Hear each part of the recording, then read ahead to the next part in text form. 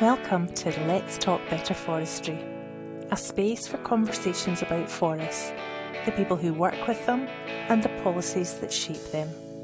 We're here to slow things down a bit, to go beyond the headlines and hear from the people behind the work, in their own words. Honest, thoughtful, sometimes messy conversations, but always grounded in real experience. Hello and welcome to the Forest Policy Group Let's Talk Better Forestry podcast. Today I'm delighted to be joined by Andrew Weatherall of the RSPB. Thank you very much for joining us, Andrew. Would you like to start by just telling us a bit about your job, your position, what you do, what an average day or week looks like? Yeah, thanks, Morag, and thanks for the invitation to be here. It's great to be involved in this. I think it's a really good initiative. Yeah, so I'm Andrew Weatherall and I work for the RSPB. I have a UK-wide role in forest policy or woodlands and forest policy as a principal policy officer. Forestry's devolved, so that's quite a complicated job. But it has a special emphasis on Scotland, I think, because quite a lot, or most of the forests and most of the tree planting is going on in Scotland.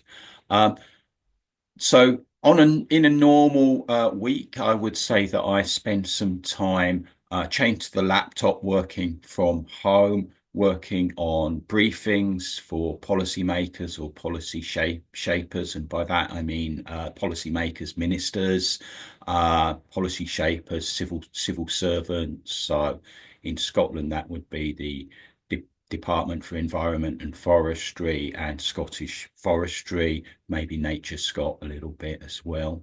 But I really like the bit of my job where I get out and about. So I'm on stakeholder groups, for example, with you, Morag, on the customer reps group for Scottish Forestry, talking about, grants and regulations, and getting out to conferences as well. This week, I'm going to something called the Northern Forestry Conference, which is being held in Newcastle, where I'll be putting the RSPB point of view to the forest industry about where we like to see tree planting, for example. So I really relish that face-to-face bit, and I feel I have expertise to offer in that. I have an undergraduate degree in forestry from the University of Aberdeen, and a PhD. Actually, I worked on Sitka spruce for my PhD at the Macaulay Institute, as it was now the James Hutton Institute. So one of the things I really like about my job is that I get to use my expertise every day in some way, shape or form.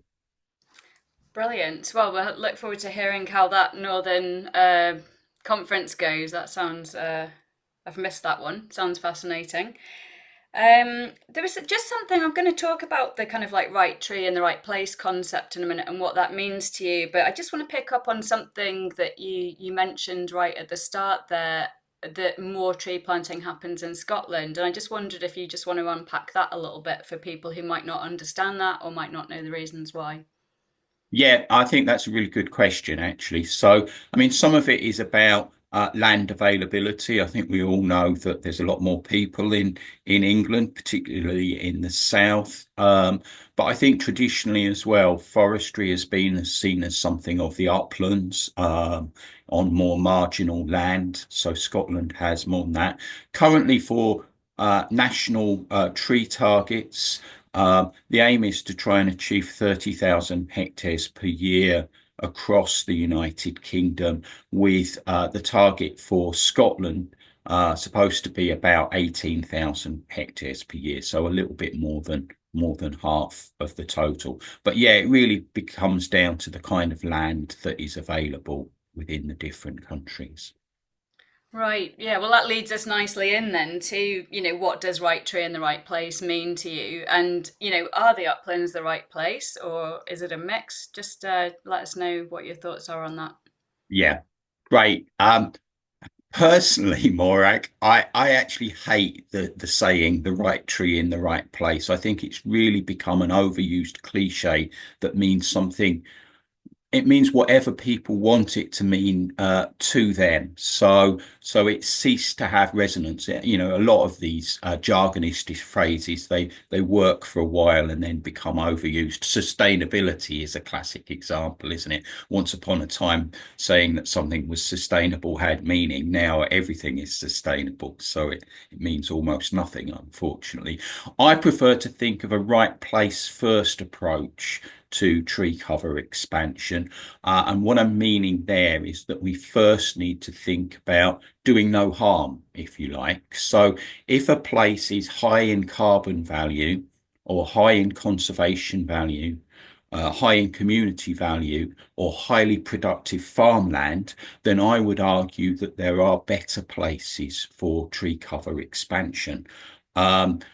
And just to unpack that a bit further, that doesn't mean that some kind of trees might not be integrated into landscapes. So agroforestry is a really good example where I would argue that actually on highly productive farmland, because of climate change, we do need to integrate trees into those landscapes for the benefit of food production.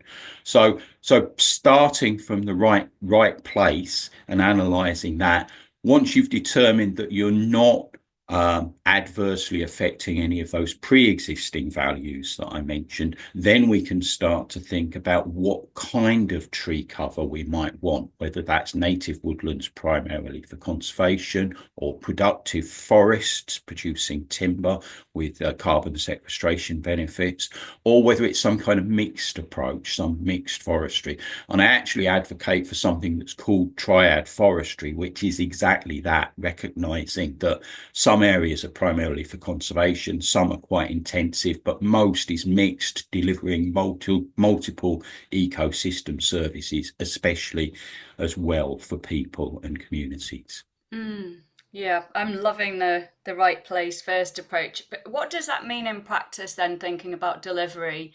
Does that require regional mapping with sort of granular detail? You know, where are the levers that could make Yeah. that happen? And that is a really good question. I think, and I think it does need levers. In England, they have been developing something called low risk sensitivity mapping, which tries to consider some of these potential areas. So actually, they have low risk, medium risk, and high risk places for tree cover expansion, and they're actually providing a grant at the moment, so you get a supplement if you're in a low risk area, and that seems to me like a really good way to go. Of course, you know, landowners have a right to determine what is happening on their own land, and they may not take advantage of grants. They still will have to obey the regulations, of course, but to achieve government objectives, the government should set out, you know, incentives that support the outcomes that they want. So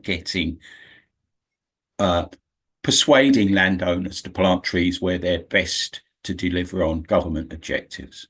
Mm-hmm.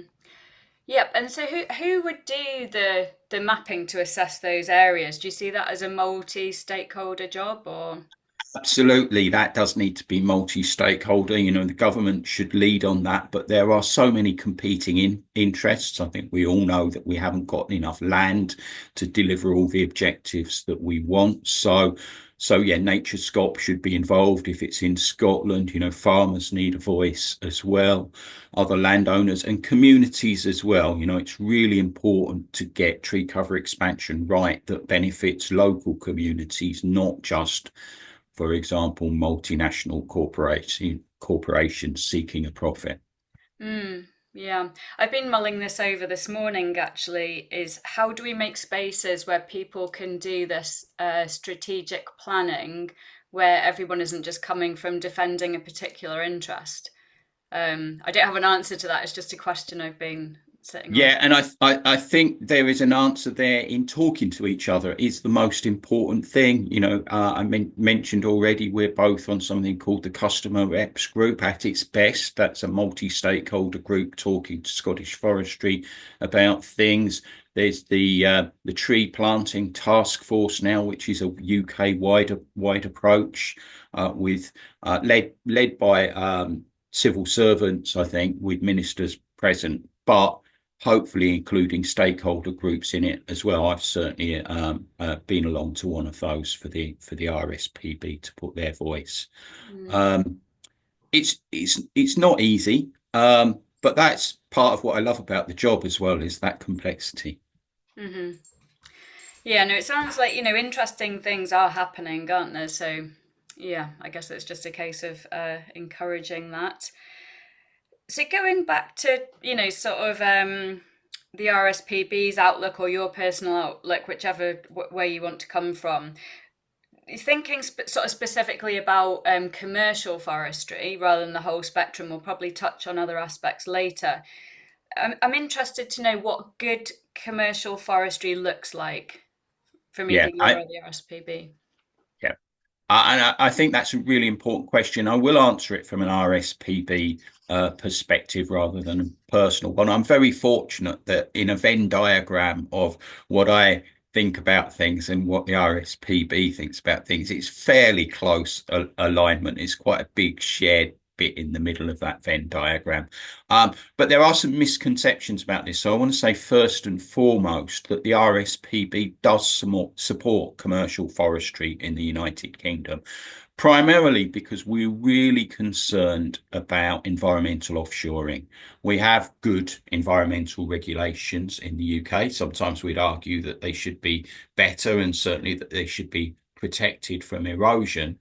But we are concerned that we would source our wood from other parts of the world where there is less environmental protection and possibly higher biodiversity value as well. So more damage can be done. And also that transport involves carbon emissions as well. So having a domestic timber supply is really important.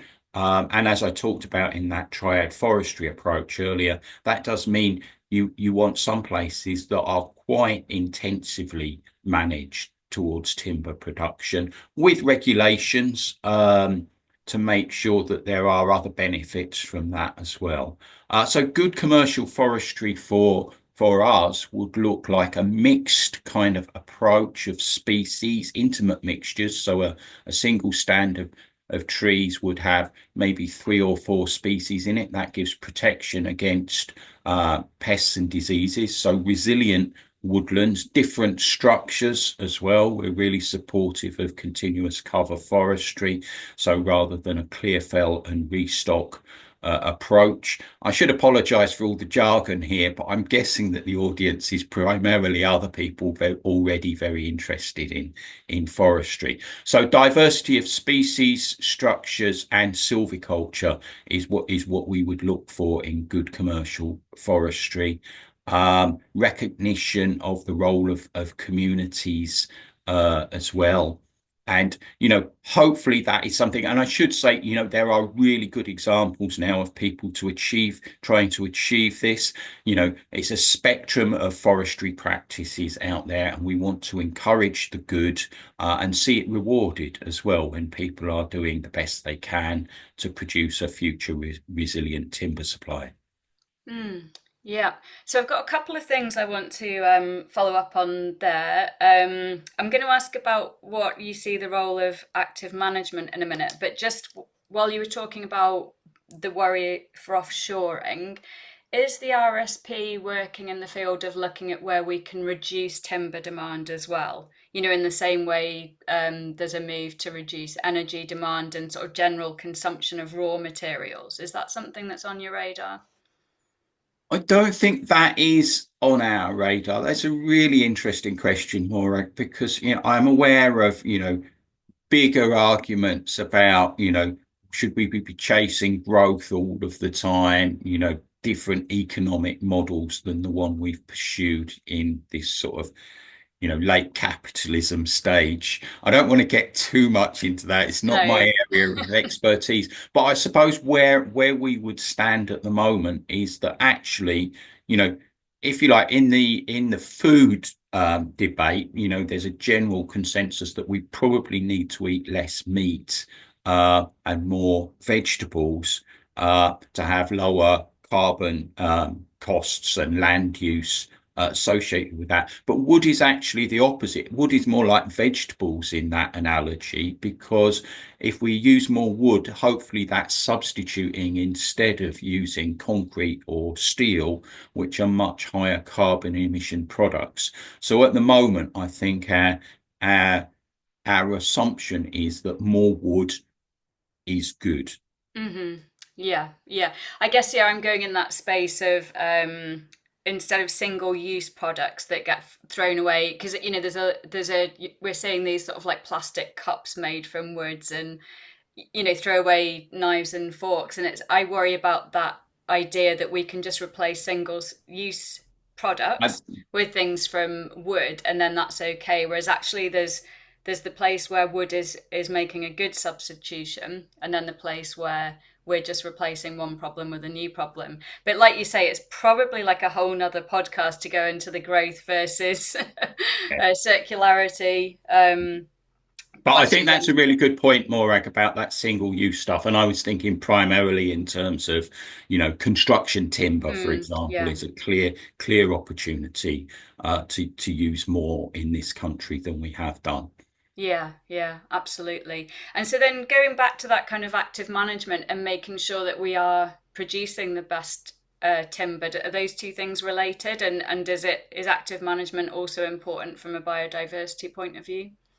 Yes. I'll talk first about commercial forestry, and then I'll talk Hmm. a little bit about native woodlands in Hmm. terms of active management as well. I think in commercial forestry, we would recognize that the best silvicultural practices include, regular interventions, primarily thinning. In some cases, if you had productive native broadleaves, you might talk about high pruning as well to produce the best timber we can. So management in a commercial forestry context should always be thinking about the final crop of trees. So you take out trees in the meantime, but and you'll get some value and some products from those, but you're always aiming at what's going to come out, and have highest value. That's slightly different in continuous cover forestry, because hopefully you'll always have trees there, but as you take out the final set of canopy trees to allow the understory to become the new canopy,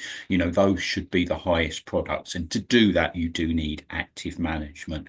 In native woodlands, primarily being managed for conservation, we do also want to see active management in the majority. It's one of the problems across the UK is that so many woodlands are undermanaged. They've become darker and darker, which would be great if that was a kind of natural situation. But woodlands are usually characterized by a cycle of disturbance and succession. And we have issues in our woodlands that mean that they're not, without active management, as natural as they could be. A good example of that is the high abundance of deer in our woodlands. So we need management to help them be more beneficial to biodiversity. That dappled shade that you get in a native broadleaf woodland is really a gold standard for what biodiversity wants. Hmm. So more management incentives, basically. Yeah, yeah. I think there's been an understandable approach of focusing on tree cover expansion from government, but actually existing woodland management is absolutely vital in a biodiversity crisis. Quite simply, new woodlands are not going to be providing the habitat quickly enough to help us avert the biodiversity crisis. And we are in a situation where across the UK now, woodland birds are the fastest declining terrestrial bird group. Butterflies are generally declining, although I think I've just seen this morning that this has been a particularly good year for them, but only bringing them back to sort of levels on the decline that they have been previously. We still need better habitat to protect that Hmm. biodiversity. And so to be clear there, what you're saying, and that would apply across all woodland types. So changing how we do active management on native woodlands, ancient woodlands, and commercial, our existing commercial forestry assets would make an immediate difference for biodiversity. Yes, I think so. I think I'm not saying pivot completely away from tree cover expansion, but a little bit more focus on existing woodlands and the benefits that they can provide, and the products that we can get out of them as well. Yeah, it's finding that balance, but I think it is often missed, and this goes across the spectrum of opportunities. We're always looking at how to change things with the new woodland creation, and that's, for communities as well as biodiversity and community wealth building. But the big asset, I always think, is the forest that's already there. Yeah. I want to ask though as well, because we're just talking about that balance of what we do with the existing woodlands and also creating new woodlands. I want to ask you about natural regeneration because there's been the paper that came out from John Muir Trust and Trees for Life that talked about the potential from natural regeneration. Sorry, you've already pulled us up on jargon. um, it's going to be slower in many cases, but how do we weigh the balance of that speed and the urgency you talked about before with the sort of long-term ecological integrity and resilience that we get from natural regeneration? Yeah, I'm really glad you asked about that, Morag. I think, first of all, I'll say that a lot of time, and I'm guilty of this as well, people fall into the trap of talking about tree planting. We have a tree planting task force, for example, grants for tree planting. And we should really always be talking about tree cover expansion because what I would, a bit more jargon, I would call natural colonization, which is the expansion beyond the borders of the existing woodland. So natural colonization can really contribute to that tree expansion, and it's so important. It is the most natural way of creating more new native woodland, especially in buffer zones around ancient woodlands, which includes core areas of Caledonian pinewood and temperate rainforest in Scotland. So wherever possible, we should be looking for the adjacent seed source and utilizing that. That's not at all easy. You do need deer management of other herbivores, getting the wrong plants coming in, whether that's rhododendron or gorse or bracken or non-native conifers. So it's a difficult process to achieve, and you do need an incredible amount of patience about it. And there's been research that has suggested that across a range of habitat types, you'll get 100 stems per hectare up to 100 meters away from the seed source in 20 years. That doesn't fit with government grants that want to see success establishment much sooner. However, that slower formation of a woodland cover is also really important for early successional species, like things like nightjar, for example. That woodland edge is important for black grouse as well. So it shouldn't be seen as a pause until you get to the stage that you want to get to, but as a stage of value in its own right. So I think it's really important that we increase our understanding of the contribution that natural colonization can play. And under existing canopy is where I would call it natural regeneration, and that ties into those continuous cover forestry approaches, creating more light so that the next generation of trees can grow up. But again, you need that deer management as a huge part of that story. Yeah, so a bit of human management of the early succession. And do you think we need just a bit more of an understanding and everyday conversation about that early succession and how important it is? Because I know it's sort of in probably academic papers around the place, isn't it? But it's not something you generally see so much in the sort of public discourse. Yes, I think, well, public discourse is an interesting term in its own right, isn't it? We do have different audiences that we're aiming at. Obviously, when we're talking to government ministers, they have a lot on their plates. They need simple language, but just to be pushed a little bit. Or policy shapers, those civil servants, should have better understanding so we can be more jargony with them. And I'm not sure that the whole natural regeneration, natural colonization versus tree planting really resonates with the public at all. We can't expect them to be on top of everything. So perhaps just talking about expanding tree cover is a better way to go in with that audience. But I think it's fair to say that in terms of grants and regulations and finding that patience for natural colonization, we've got a long way to go still at the moment.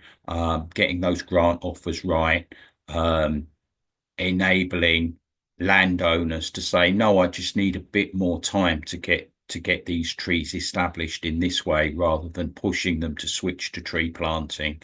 So we're on a journey with that at the moment.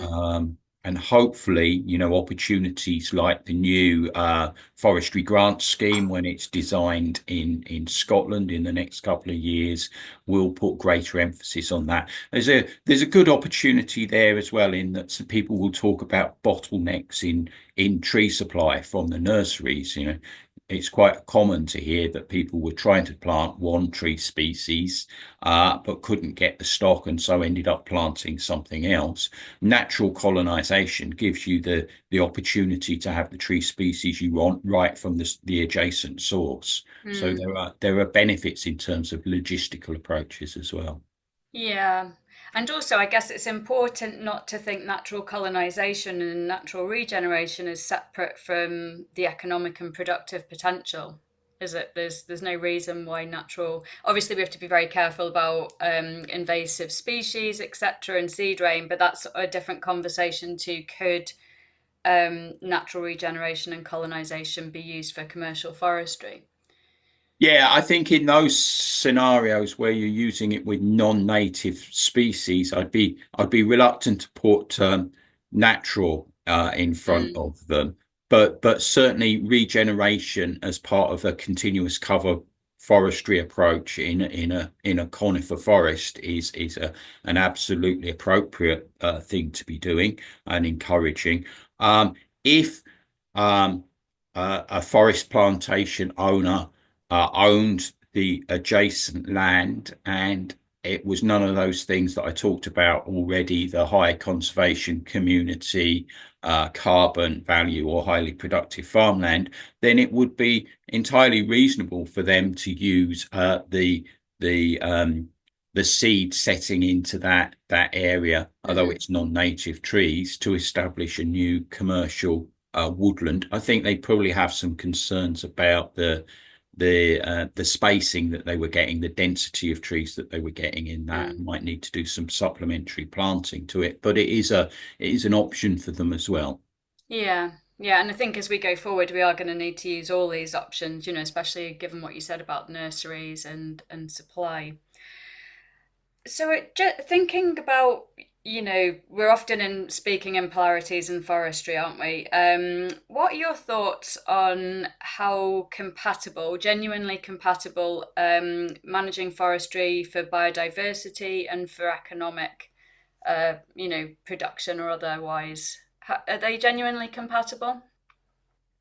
Yeah, that's a really good and difficult question. I'll come back to the triad forestry approach. So one of the reasons I like the two extremes, if you like, of the triad is that sometimes we do not need to focus on what um, an area of woodland or forest delivers best. So that doesn't mean that they only produce that thing. So you can have native woodlands for conservation, where some wood is coming out, as we've talked about previously in thinning. You can have quite intensive commercial forests, which are still delivering some benefits for biodiversity. And then you've got that middle bit, the multi-objective bit. And I think the prism that I like to see this through increasingly is the need for resilience. So resilience now, I feel, with rising amounts of pests and diseases in both native woodlands, we could talk about ash dieback as an example, but also in commercial forests where we're acutely aware of Ips typographus outbreaks in the southeast of England, which appear to be spreading slowly northwards. So both kind of forests need that diversity for resilience, and that will bring those other benefits. We know quite a lot now about the good news story of this, which is, mixed stands. So I'm talking about intimate mixtures of trees. So one tree species next to a different tree species, next to perhaps another different tree species. We know that they create better yield than monocultures. There's quite a body of evidence from Central Europe, but also some from the Forest of Bowland in Lancashire, showing that tree species grow better when they're in mixtures. We also know that creates better biodiversity. There's been a really good paper from Scotland recently showing that they have better carbon benefits as well. And I have less of an evidence base for this, but my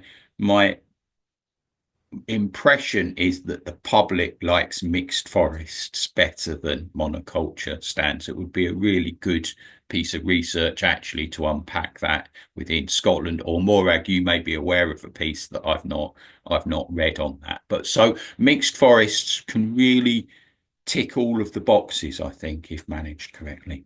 Yeah. I'm not aware of anything specific that I could point to right this second on that, but I think it would also be interesting because we often concentrate on the diversity within the forest, don't we? But about the openness of the forest as well.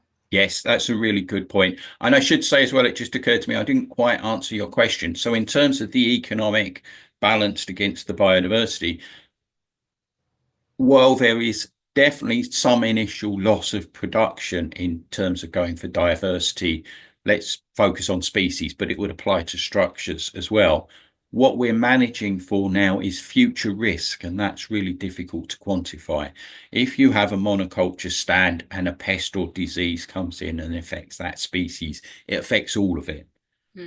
If you've got a mixture, you might lose a 4 species, you might lose a quarter. Well, that's like a kind of natural thinning process anyway. So I think the old economic model of you could grow something for 35, 40 years and chop it down and get your profit from that does not really fit with the world that we're living in at the moment. It's not just pest diseases, but it's, drought, flooding, wildfire. That's 5 horsemen already of the apocalypse that we're dealing with. I'm sure there are others I haven't thought of as well.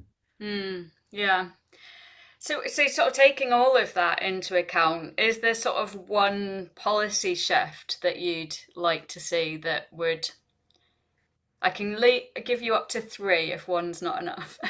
Yeah, that's tricky because we've been mostly talking about commercial and productive forestry here, but I am just going to focus on one because this is what I want more than anything in UK forestry.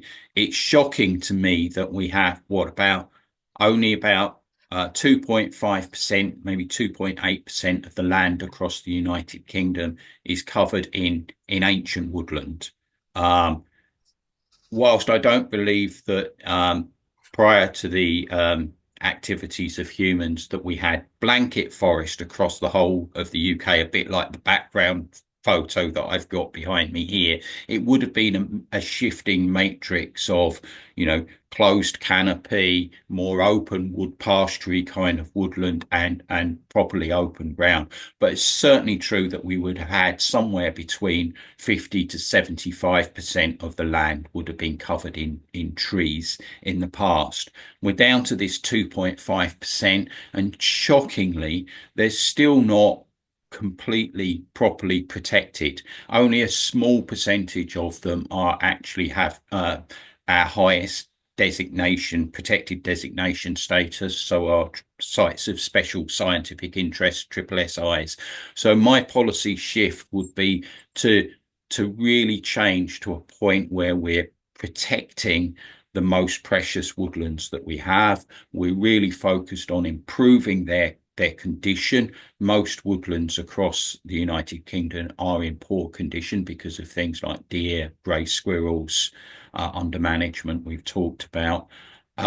And then that we're focusing on restoration, because some of them are plantations on ancient woodland sites. Many of those are with conifers in, which are non-native tree species, so the gradual restoration of them. And finally, that expansion. We can't create new ancient woodlands, unfortunately, but the next best thing is that natural colonization in buffer zones around them. And Nature Scott did some work that showed that that is quite a big resource, actually, if we started focusing on those 100-meter buffer zones around ancient woodlands. It would give us quite a lot of the land that we need for our tree cover expansion targets in Scotland. Yeah, and do we need to be taking a longer term approach though, in saying or thinking that we can't replace ancient woodland, we can replace the ancient woodland of the future, right? Well, yeah, I suppose ancient woodland is a sort of artificial Mm. designation. We look back in time to 1750 in Scotland, so it's about when we've got written records, and we can use ecological indicators as well. But I Mm. guess what we can say is that what we might not call them ancient woodlands in 400 years' time, but the new woodlands that we create in the most natural way possible now will serve that ecological function. So yeah, Yeah. it's really, really vital to not slow the process of developing them. Yeah, yeah. Because lots of the stats and comparisons we've talked about across the board focus on relatively short timescales, don't they? Carbon comparisons and benefits and productivity of the different woodland types. I always think it'd be, we sometimes see them up to 100 years or up to 200, but, they're still relatively short sort of timescales, aren't they? Yeah, I mean the cliched approach to that is to say that because an oak tree should take 300 years to grow, enjoy its maturity for 300 years, and then take 300 years to sort of die, that a forester should live for 900 years to see all of that process. But unfortunately, we don't and can't work on that timescales. It's great to have vision statements talking about the next 50 years. I think that's a realistic, approach to think about. But once you start getting beyond that, it's really difficult for people to visualize. And of course, I have sympathy with governments that have, short-term concerns, and electability issues as well. So, we have to accept the real world in these arguments. We don't live in a bubble where woodlands and forestry can be treated differently to everything else. No. So it's just really important to make sure we're getting the groundwork right, in the best we can at the Yeah. moment. But Yeah. I think I'm quite optimistic about that. I think there are genuine efforts to try and improve things.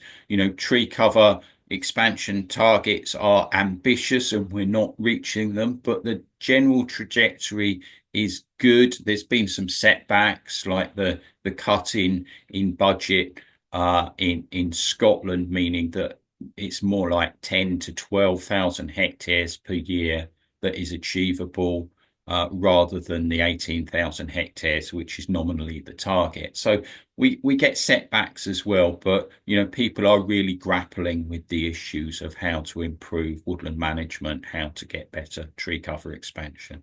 Yeah, yeah, and presumably that natural colonization extending out of woodlands could play a bigger part in that as well. I've heard talk about, I think again it was in those two reports we mentioned earlier about replacing some of the fencing money with deer control money. And actually you might get it might be very economically viable, in the long Ye- run. Yes, I think it's a real challenge between things that we still need to do now because we've got deer as a massive problem, especially in Scotland, and things that we want to do. So we want to move away from fencing to, deer management, reducing numbers to levels that mean that natural regeneration, natural colonization are possible. and it's getting that balance of how much funding do you give to things for the here and now, which delays the approach that you really want to take, or reduces the resource that goes into Mm. that. So Yeah. it's a real challenge. Yeah, we were both in a room, weren't we, at this workshop at Roslin with Scottish Forestry, where we're talking about the deer management should be kind of economically viable in its own right if that then goes into the food chain, Yes. presenting So that if we value. think about venison supply chains, there are some really, really exciting initiatives going on at the moment. Cairngorms Connect clearly are leading on this kind of stuff, and they're producing a great case study, getting deer numbers down. I think in Glenfeshie, for example, they have a zero tolerance for deer, because even if you think you've got no deer, you've still got some out there somewhere. But they're seeing terrific, natural colonization as a consequence of that approach. Abernethy as well, I should give a call out to as an RSPB reserve, definitely getting that natural colonization going. But yeah, the venison supply chains in Scotland, I think there's been a couple of schools now that are taking wild venison in to serve to the children, which is fantastic. In England, there are a couple of initiatives around hospitals. So patients, staff, and visitors in hospitals are having an option of choosing wild venison in some hospitals in East Lancashire, and that has been successful enough to be transferred to London hospitals, Guy and St Thomas's, which is just over the Westminster Bridge from the Houses of Parliament. So that's a great example. Heard about some food banks as well that are using wild venison now, and even about a couple of initiatives where wild venison might be supplied in a couple of universities. So it feels like there's lots of individual initiatives around the need for these wild venison supply chains, which will then help to pay for the deer management in the first place. We actually need to start bringing this all together and creating a really good evidence base about it, about people's perceptions, what they actually chose from menus. There is an impression that it's healthier for people, and people are trying to quantify the carbon benefits in the forests of having that understory that is usually absent when deer are in high abundance in woodlands. So there's lots of things going on. I'm really excited about this, actually. I'm trying to help in coordinating a response, bringing it together. I'm involved with the Institute of Chartered Foresters in running an ancient woodlands conference on the 25th of November, and we've got a speaker from NHS England. He's actually their net zero food program manager now, but was the instigator of the East Lancashire initiative. So he's going to come and talk about the success of those wild venison supply chains. And I'm hoping that will really help to inspire people to do more of this kind of stuff. And what would be great would be if government procurement systems favoured the use of wild venison. Hmm. Yeah, Yeah, absolutely. We'll get the details of that conference off you and put it in the show notes if that's all right, because it might be that would be interesting for brilliant. people. Like, I think you mentioned in the list of opportunities there tackling food poverty, food banks, and you've got to imagine that would be a fast track if there's an idea that we need to change public perceptions about eating venison. Getting it, using it to tackle food poverty would be um, have really great potential.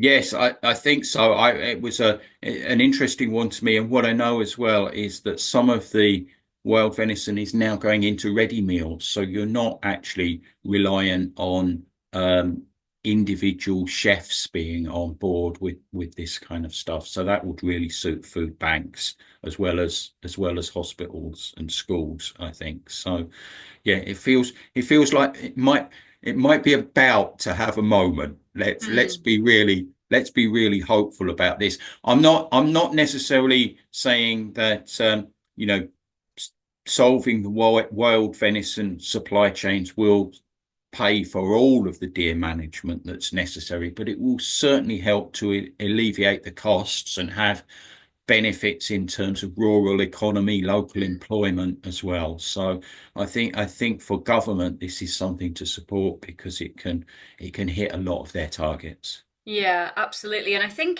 there is that thing that we miss sometimes, which is counting all of these different benefits. Because, like you're saying, the local rural economies, which are in sort of desperate need of stimulation, would benefit, and that whole community wealth building idea. Sometimes these things all overlap and should be dealt with in the round, as it were, when we count costs and benefits.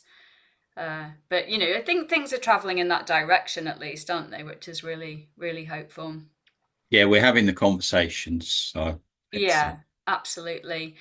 So going back to a more general picture, they've only got a couple of questions left for you now, and I'm wondering if there's is there kind of one big misconception that you'd love to correct about forestry in general? Or, I mean, you did touch on one earlier about how people think the RSPB think about forestry, so we did that. But is there anything else sort of that you'd like to collect, or should we say, put a different perspective on?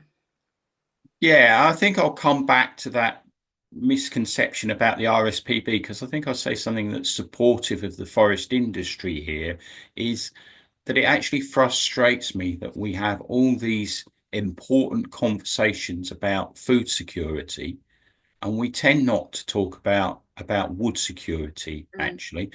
We haven't got enough land to be self-sufficient in food or wood, certainly not both. But it would be nice to think that we were talking at a national level about those benefits of, both sets of products and how to do it properly. It sometimes feels like agriculture has such a big voice in this country. So, woodlands and forestry end up as a bit of a Cinderella topic, if you like. And it would be great to have everybody understand the importance of our trees, woods, and forests, and all of the, benefits to human society, what I would call in jargon ecosystem services that they supply us. Yeah, and I mean, there is a lot of work sort of quietly going on, isn't there, with the kind of integrating trees on farms, which is a really promising space. And maybe we've all just got to be patient with seeing that to fruition, because that's the other problem, isn't it? It's been like farming or forestry, and actually the two things are perfectly compatible. Yeah, it's really difficult. I mean, obviously, we've had the example in Wales where, in their sustainable farming scheme, they suggested the Welsh government suggested that we could get an uplift to have 10% of all farms having being treed in some way, shape, or form.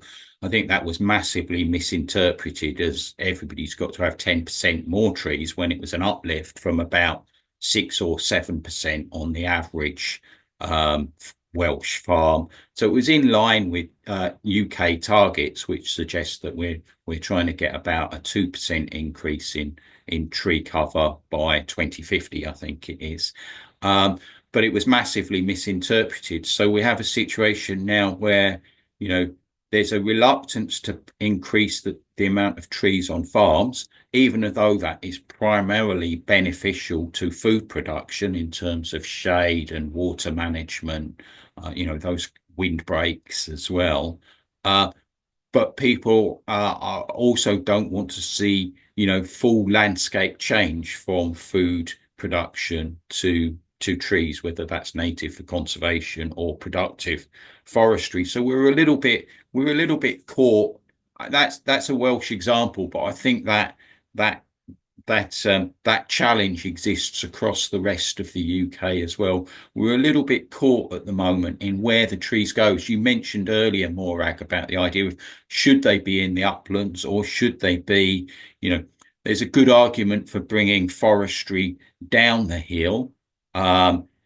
They are on the most marginal land, and that's why we end up with a very narrow suite of tree species, including Sitka spruce, that will grow well on the sites that we have. If we bring them down the hill into more benign, more sheltered, better soils, then you can grow a wider range of tree species for production as well. I'm a real advocate for productive native broadleaves if we can control grey squirrel and deer. But actually, what we need is we need trees everywhere that's appropriate. Uh, Mapping does suggest that there is enough land out there that we could use, and so we just need to find ways of utilising all of it. What I will say, I'll say a plug against something. I really feel that you know the approach of using trees in dedicated energy crops, which is short rotation coppice or short rotation forestry, is a backward step that we shouldn't be taking. They tend to be monoculture, single ecosystem service delivery, if you like. It's not as good in terms of carbon benefit as growing trees for timber, and it seems to be a wrong use of our highly contested land. Yeah, yeah, and I guess actually earlier when I was talking about that, working out what we do want to use trees for and what we don't, that would also possibly come under that heading. Apologies for the noise. My dog's making a nest in the background. I thought I was being the bell was ringing to tell me I was talking too No, much. my dog's just making a little nest, but that's fine. Um, I'm not going to unpack because I think we could have a whole nother podcast on the idea of marginal land because obviously that's a bit of a contested term these days, isn't it? But we'll That's leave fair. that for part two another day. Um, so for my final question, we stole a tradition from Diary of a CEO with Stephen Bartlett of the last person we interviewed, leaving a question for the next person without knowing who they are. So your question is from Andrew McQueen. You've nearly always got to be called Andrew in forestry, right? That's Yes. what I've learned. Yeah. Count the Andrews in the room. Um, Foresters often bemoan the public not understanding them. And what's something you do personally to improve the visibility of forestry? Yeah. Thank you, Andrew, and hello if you're listening to this one. It's a good question. I feel a little bit guilty here because I don't think I do that much at the moment. In my past career, I was a lecturer at the National School of Forestry in the University of Cumbria, and I feel like I was quite active in that role, in the sort of public, making the case for woodlands and forestry space. Um, for example, yeah, getting out and doing public lectures, talking to natural history societies on evenings, those kind of things. But also I wrote some articles, some sort of informal articles for um, a publication aimed at maths teachers at secondary school, which was to try and show how real world applications of mathematical concepts like the use of pi really applied in forestry. So to try and help them connect to their students and give them something to do, measuring the circumference of a tree to calculate the diameter is the best use of pi that I know, for example. But in my current role, 4 countries, different sets of civil servants and ministers to try and influence. I've reduced that contribution. I was going to a thing called Timber Festival that was run in the natural forest in down in England and sitting on discussion panels about tree cover expansion and those kind of things, which were for the festival goers at that. Timber Festival makes it sound like it's aimed at the forest industry, but it was actually a quite gentle kind of woodland ecology, conservation, music and art and ideas festival. So trying to talk to people there about some of the scientific concepts. But that unfortunately, like a lot of small festivals, has closed. So I guess what I'm saying is I've got a gap in my life at the moment that I need to refill. So thank you, Andrew, for the prompt. Got me on the back foot, but I will. The next time I'm asked, I'll have an answer. Excellent. Thank you very much. And we'll be interested to hear how that goes for you. So please do report back. We'll catch up with you, I'm sure, in several meetings before long anyway. A huge thank you for joining us today. That's been fascinating, and we could have gone on for hours, I'm sure. So maybe we will get you back for a part two another day. But for now, thanks ever so much for coming, and we'll thank you to everybody who's listening as well, and we'll see you soon.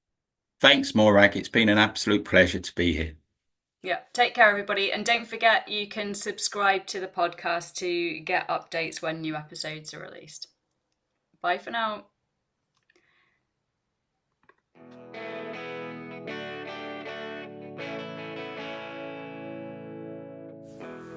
Thanks for listening. If something sparked a thought, a memory, or a bit of healthy friction, that's what we're here for. If you'd like to be part of a future conversation, please drop us a line. You can sign up to Forest Policy Group or support the work we do with a donation. It all helps to keep things moving forward. Until next time, take care.